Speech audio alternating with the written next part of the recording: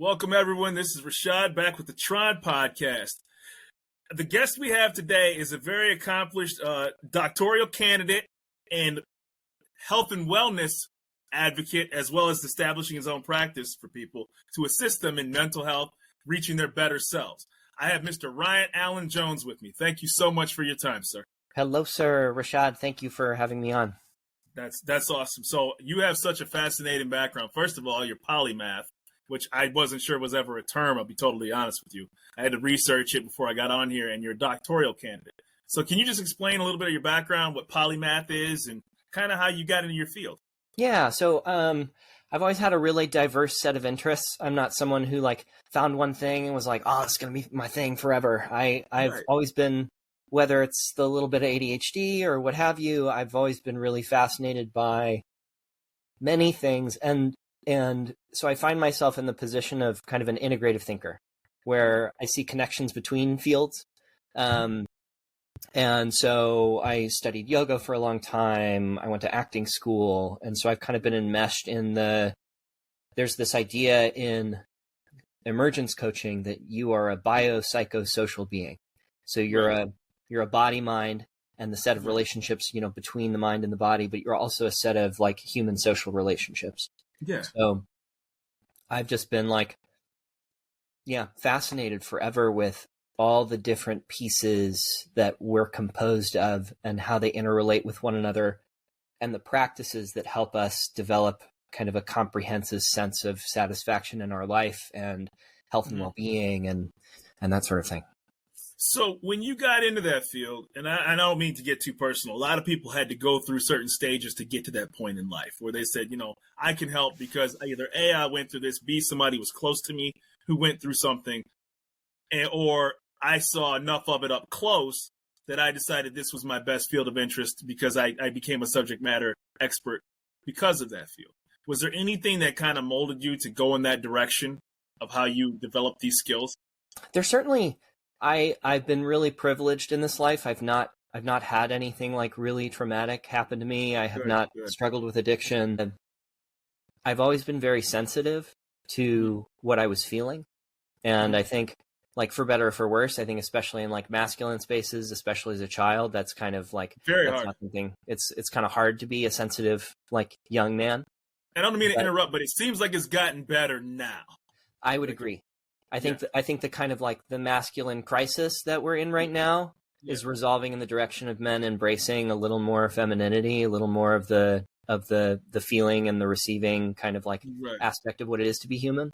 And so I think that that I was gifted with that was something that led me to how do I make my body feel beautiful? How do I make my relationships feel beautiful? How do I engage my mind in a beautiful way? How do I love myself and other people? And so it's it started off, I was really interested in Eastern spirituality and peace and meditation and love and then as an actor, studying people and just getting really value neutral about people, judgment neutral, this is what you want. This is what's in the way. This is what you're choosing in order to get what you want. It just kind of removing the kind of morality from humans and human behavior. Has really helped me see myself and other people, I don't know, a little more with more compassion. So you saw you studied various methods, Eastern methods and yoga. Did you find any different stress factors that are Americans, they've always said are the most stressed people in the world, right? Did you find that when you were researching that people live longer with certain lifestyles in certain other territories, countries, lifestyles, and how did you kind of make sure that you were gearing yourself towards a betterment of self? So I know in my practice right now, there are kind of there are a handful of factors, again, that kind of interrelate with one another. Right. So we each have a belief system, this matrix of beliefs that we form in early childhood based on our kind of relationship with our caregivers.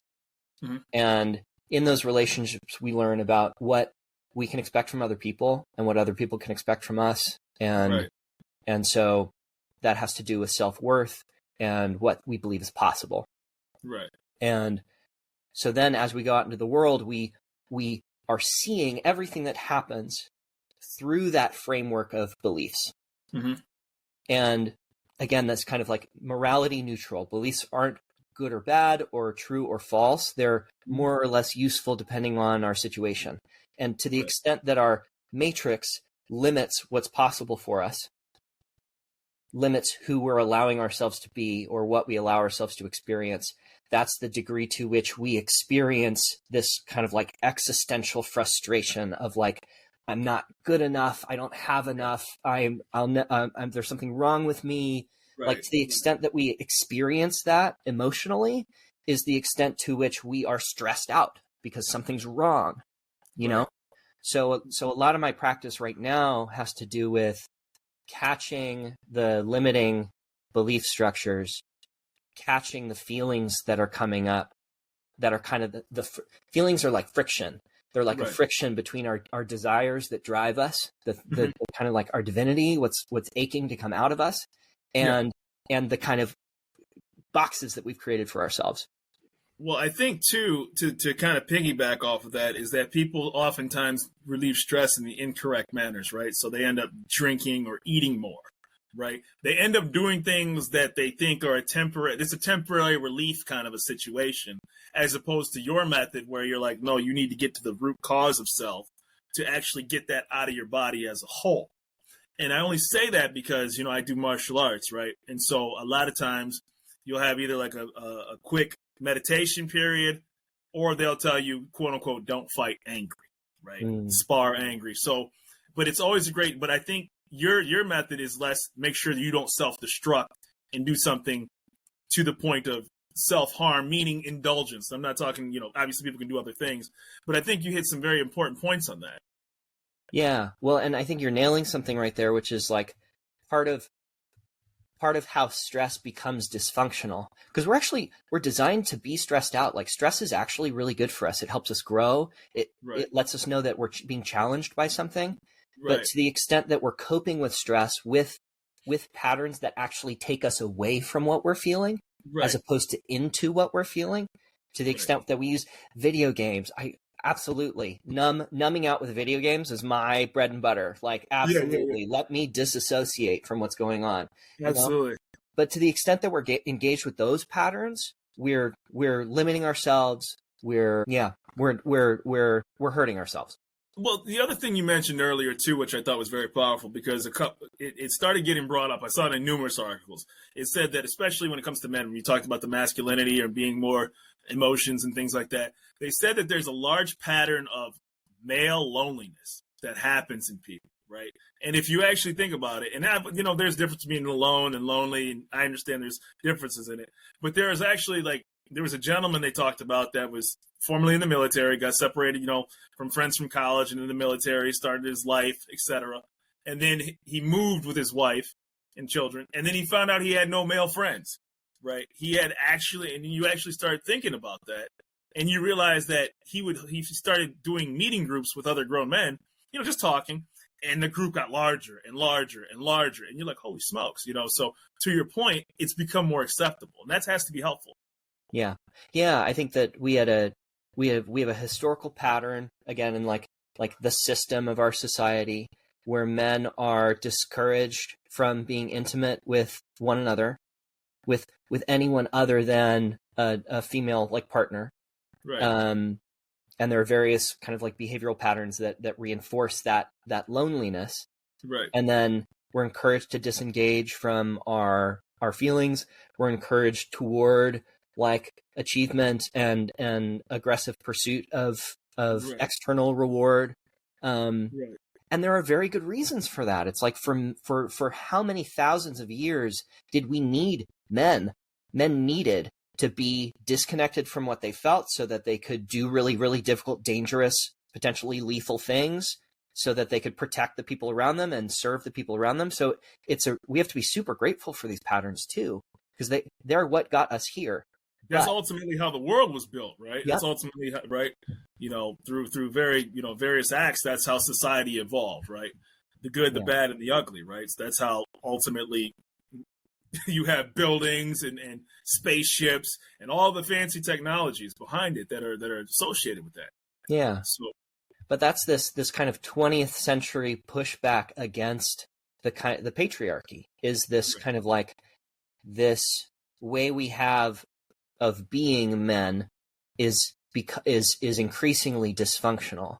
And so we need to find ways to be in touch with ourselves and with one another. And just what you're pointing out, those men's groups where people get to sit and talk, and like men just get to talk and be with one another. right. Those are so, like, I've never been at an event like that didn't feel totally nourishing. Just like where everybody was just like, I'm just so glad to be here. I'm so like grounded being here with Absolutely. you. Like, right. And they showed guys, and and I'm sure you can speak better on this, guys who were divorced, guys who were widowed, and things like that, where you realize that they actually needed somebody to talk to, not even in just to be able to have something to relate to, right? Just to be able to sit back. These are the challenges of my everyday life, and you find commonality with that, and then you'll find out that there's data to prove that people who do that live longer. Yeah. Well, and like, it's just that it's like, if I'm lonely, I believe I'm alone. And I believe that I can't relate to anyone. No one can relate to me. And so just the evidence of like, oh, you go through that too? Like, that's huge. That's a big deal. For sure. So your services that you offer. Yeah, and the website is www.raj.coach.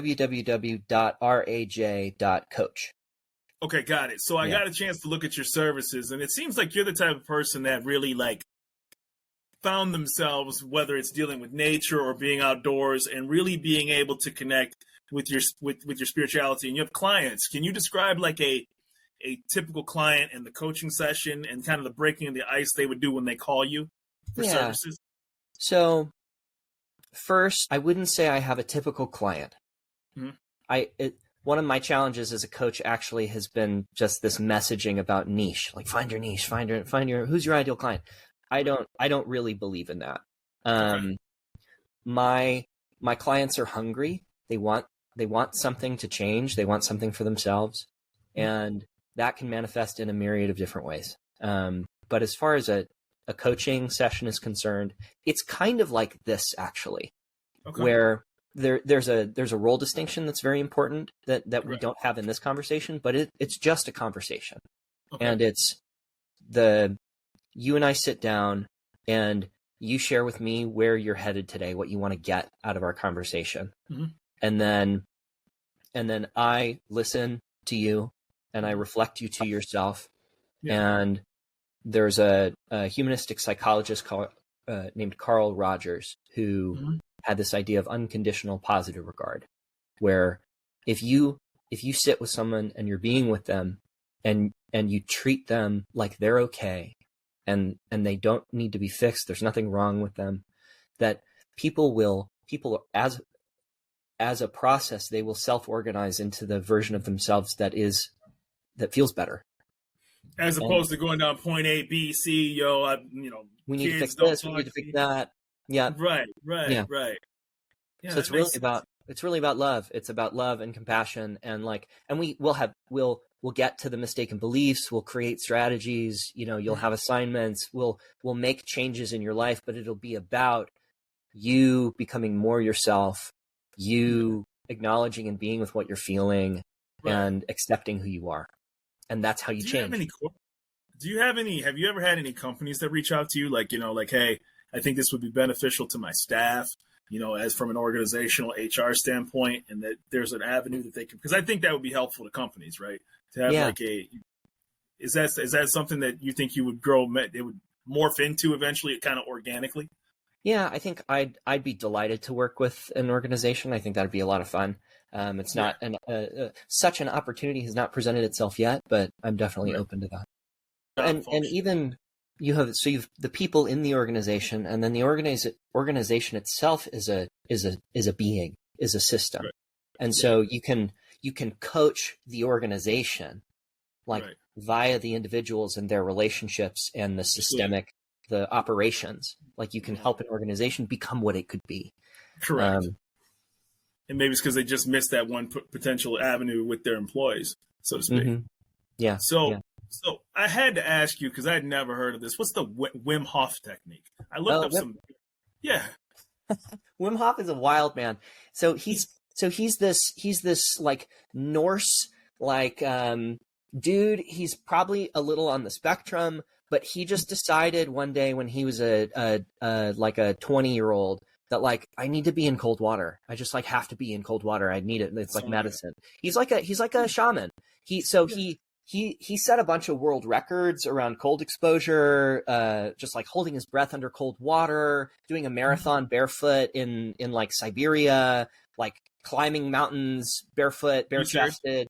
So and he developed this method of cold exposure and breath work that is kind of the reason we're thinking that's in the zeitgeist right now. There's this like cold plunge thing happening. Yeah. That's all because of Wim Hof. Okay. Yeah. It was crazy because, and then it looks like there's forced hyperventilation, and then it's been proven the technique to actually reduce stress and everything like that too. Yeah. You get a multi-hour boost of happy chemicals like dopamine and serotonin. So it's great for depression. It's like really, really fantastic for like just kind of balancing your emotional state. And then for me, there's a strong spiritual component. I've done a lot of work with psychedelics, not so much anymore, but like earlier kind of in my journey, I did a lot of work with that. And just the like, especially going from hot to cold and doing the breath work, I get really high. I get really like spiritually like connected to something. I get like messages. So how do you adapt to going from normal body temperature? The human body is 98.6 degrees, 99 roughly, between 97.9 and 99 degrees, I believe. How do you actually safely drop your body temperature from the normal extreme to that? Like, is there stages involved in something like that? Because a lot of people could pass out, I'm guessing. I would. So as far as the like developing a practice of it is concerned, a nice starting point is like just dial into the cold at the end of the shower. Just like turn it down as cold as you can and be in there, be in there for a minute and then turn it off and get out and towel off. That's a nice place to start. Yeah. The body has a really strong survival response to being exposed to cold like that. And the reality is that it's actually not very dangerous in the immediate term, in the short term. But, really? if you think like 10,000 years ago, if you got dunked in cold water and your clothes were soaked, you'd be screwed, 100%. Right? 100%. So with modern conveniences and towels and preparation, it's actually very safe to do, but the body still experiences this spike of like, oh God, this is really scary. So once you pass through that, it's like, you mentioned martial arts like jiu-jitsu. It's like when you're getting choked out, that's the scary, the body's freaking out about 150%. it. You're very 150%. Safe. You're with a partner. You love this guy probably, and get along. Yeah, but it's the scariest thing you'll do all week. So everything else is pretty chill. Everything else that happens to you, it really puts things into perspective. Well, it's funny you mention that, right? Because I do martial arts, right? So I have a black belt in Tang Soo Do. Oh, cool. I have a brown belt in Taekwondo, and I take Brazilian Jiu-Jitsu and Muay Thai. So, as far as standing up, it's all, obviously all of them have their specific techniques, but there's variances in each. With a kick, you can throw a kick and you can change it up for that style. There's nothing quite like you said when you're about to pass out and you're getting choked out. And anybody who's done jiu-jitsu and said they've never been choked out is lying to you. They're lying to you. Because to your point, your body goes in that middle freak out mode where you're like, it's really happening. And then you're out. You're just out. So that's kind of a cool correlation. Yeah. Well, yeah, it's that funny, like, I don't know, when I was a white belt, I got a really great piece of advice that was just like, chill out and watch the person dismantle you. Like, Like, don't fight so hard. It's like, chill. They're going to dismantle you, whether you like it or not. So just like relax a little bit, watch it happening so that you can learn. And it's that sort of thing in the cold too. It's like, okay, body, you're safe. Nothing bad is going to happen. You can be with this intense feeling, this intense sensation. You can be with that. And then eventually you kind of pass through the panic and you get to this really like super high, blissful, like relaxed kind of state of being where you're like, your body's accepted this experience and then you get all the happy chemicals and then you get out because it's freaking cold. So how does a person who realizes, how do they reach out to you and what stage in life are they kind of at?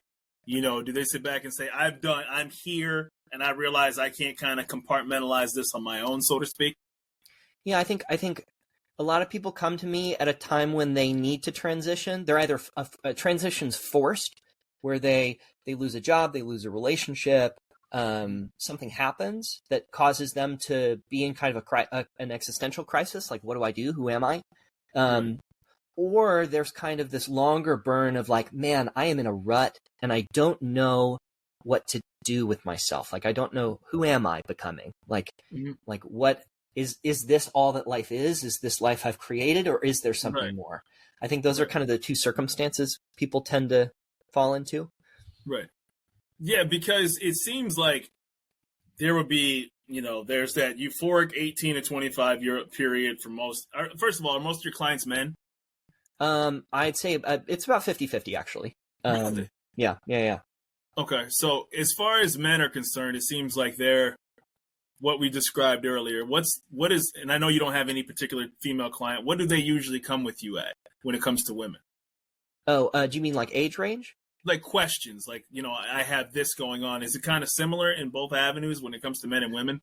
Yeah, I mean, everyone comes with a little something different. So I'll use two case studies. So I have one young man I was working with, and he's a comedian. He's an improviser living in Chicago. And when he came to me, this was early in the pandemic. He was having trouble keeping down a job. He had a bunch of really kind of like abusive work relationships that weren't working for him. He wasn't making it the way he wanted to. And he was just like, this isn't working. And through our work together, he moved home.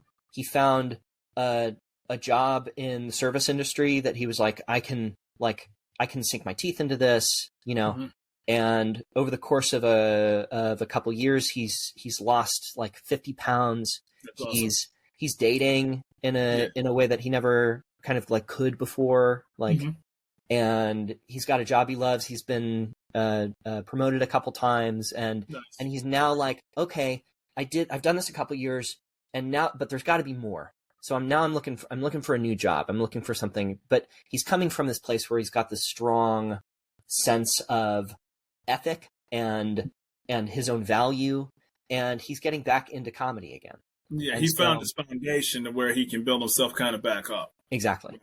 So that's one person, and then another person, female, just getting into jiu-jitsu, loves the competition, perfectionist, and in a series of, I guess abusive relationships is sort of a theme here, but like in a series of abusive romantic relationships.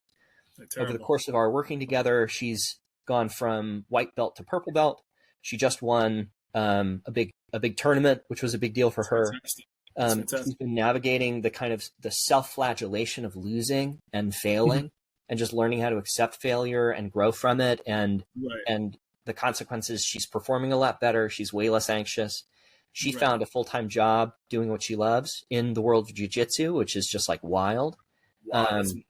So it's the sort of thing where people come and they have this kind of like longing, and then through kind of working on themselves and their relationship to themselves and what they feel and how they cope with what they feel, that they're able to move into the direction they want to be going in. Got it. Yeah. Where did you get your undergraduate degree? I know you're a doctorate candidate, obviously, right now, but where did you get your undergraduate degree?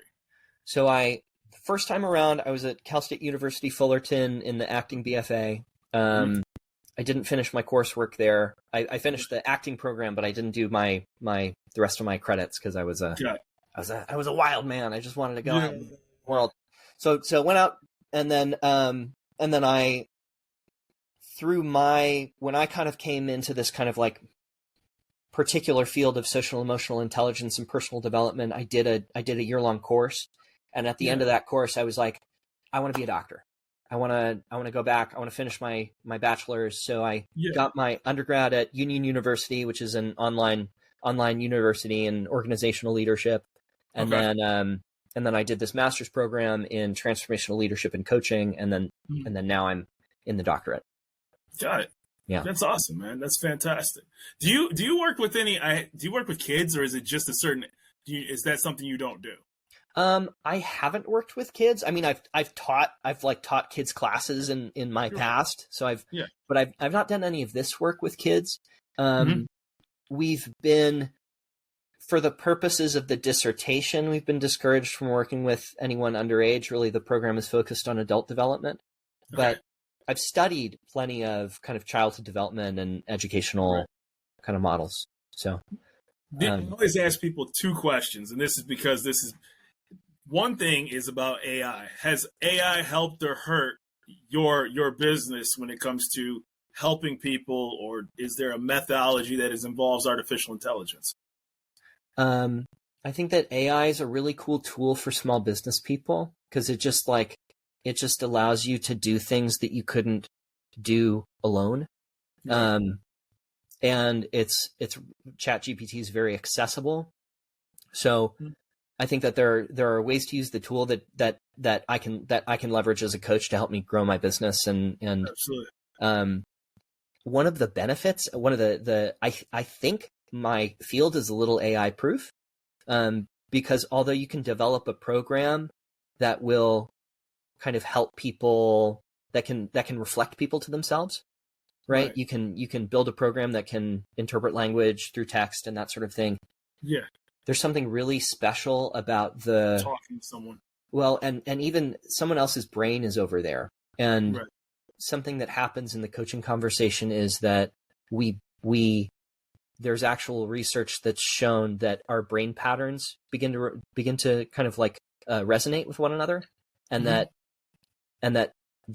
so Ed Tronick wrote a paper called Dyadically Expanded States of Consciousness.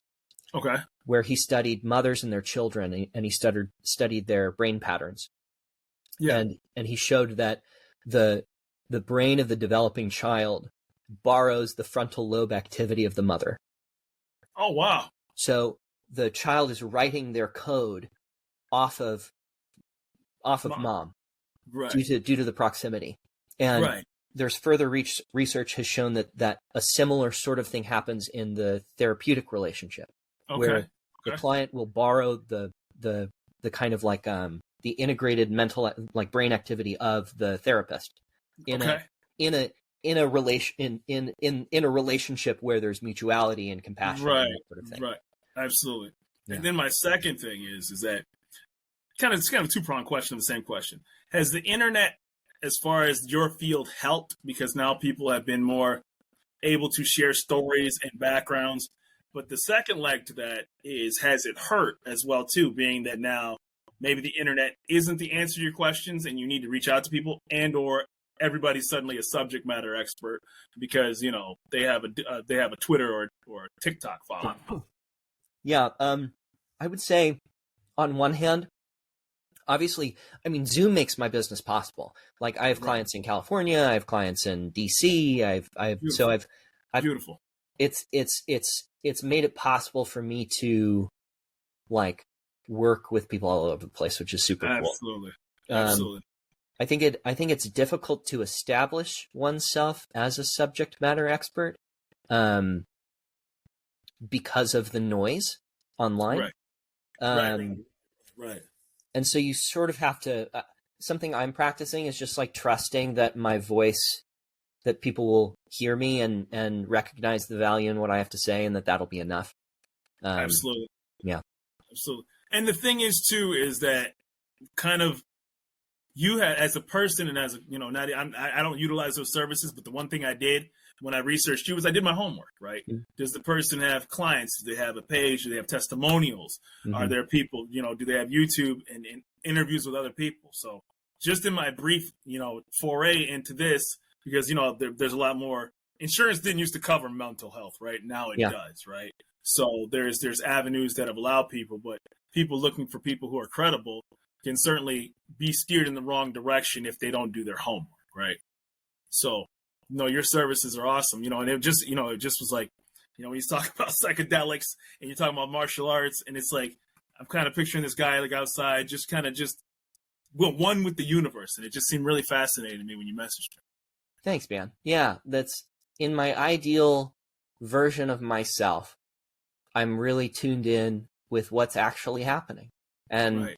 and I can help other people tune into what's going on, and like right. that's all I'm hoping to do. That's awesome. Well, and I appreciate so much of your time and the services you offer. It's obviously such a great cause, and it seems like, more importantly, your reach is going beyond your geographical area, because you have a website. You got customers that are, clients, that are reaching, around the country for you. So I thank you for that.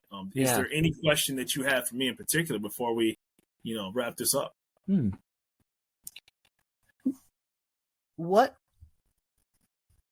I mean, obviously I really enjoyed this conversation with you. Thank you for having me on. Thank you for contacting me. I'm not interesting enough to a lot of people, but you decided I was, so. Yeah, absolutely. Well, and I wonder, like, what is this podcast becoming for you? Where are you headed with this? So it's so funny because I get asked that question a lot. So I was like, when I was thinking in my head, I was like, okay, I'll call it the T.R.O.N podcast, the randomness of nothing, right? Because I thought, and I've said this to other people who I've interviewed, I'm not smart enough to do what you do. I'm not smart enough to be a mechanic. I'm not smart enough to be a chef. I don't have those intimate skills. But the one thing that always fascinated me was I always like to learn things. I'll watch documentaries. I get on the YouTube wormhole. I like random facts and information. I can get, I'll watch a documentary on the building of the Eiffel Tower, right? Or, or I'll learn about the Colossus of Rhodes or something like that, right? Yeah. And I'll just be like, and I just know stupid stuff like that may not be interesting to the average person but then when you talk to somebody like you're like, dude, keep going. And then I found out, well, if I'm not smart enough to do those other things, I can talk to much smarter people than me who are subject matter experts, and I can pick their brain, and maybe they'll share their brain and their time with me. It's been pretty good so far, because it's been a wonderful journey. So I just said, you know what? For lack of a better term, I'm a curious guy whose head just wants to learn. Yeah. Well, I mean, and like him or hate him, that's Joe Rogan's magic. Is that exactly? He's really willing to listen and learn, and so I think you got a winning formula there. And and the biggest thing about it is that you always come in with the idea. If you don't explore anything more than what's 10 feet in front of you, it becomes a very small place where you live. A very small place where you live, right? You have to look past the grocery store on the corner. You have to look past the car that's driving in front of you, right? And, before, and I don't know how old you are, you could only open up an encyclopedia. There was no internet at certain ages in life. Now you're like, that's fascinating. I can get that information right now. When I had an encyclopedia, my parents used to buy it, but, you could have a 10-year-old version of an encyclopedia. It could be 10 years old, right? It didn't have the most current information. It was cool you had one, but, it could have been, the 1992 version and you're in 1996. Yeah. Now there's no excuse not to know stuff. Yeah. Well, and that you have a commitment to lifelong learning, I think it's one of the most important things that an adult can possess, is a desire to continue to learn and grow. So and it's been proven people live longer when they think about stuff and they read about stuff. It's a fact. It's a pure 100% fact. Yeah. So, and you certainly made me think, because, I might need to jump and take a cold shower, to be honest with you. Yeah. That'll be a leap of faith, man. I'll tell you that. Oof. I'm conditioned to a nice warm shower, man. Try to stay in for 1 minute. That's a long time, man. 1 minute. Once you get through that first minute, it's all easy after that. Well, it's so funny, right? Like just briefly, like you do jujitsu, right? And I do jujitsu. I do Muay Thai. When people say, spar somebody for 3 minutes, I don't think the average person realizes how long 3 minutes truly. I mean, it is a lifetime. Yeah. Fighting somebody. It is a lifetime fighting somebody. It really, truly is. It's crazy. So, no, man, I can't thank you enough for your time. Yeah. Yeah. Thank you, Rashad. This is a pleasure. Thank you.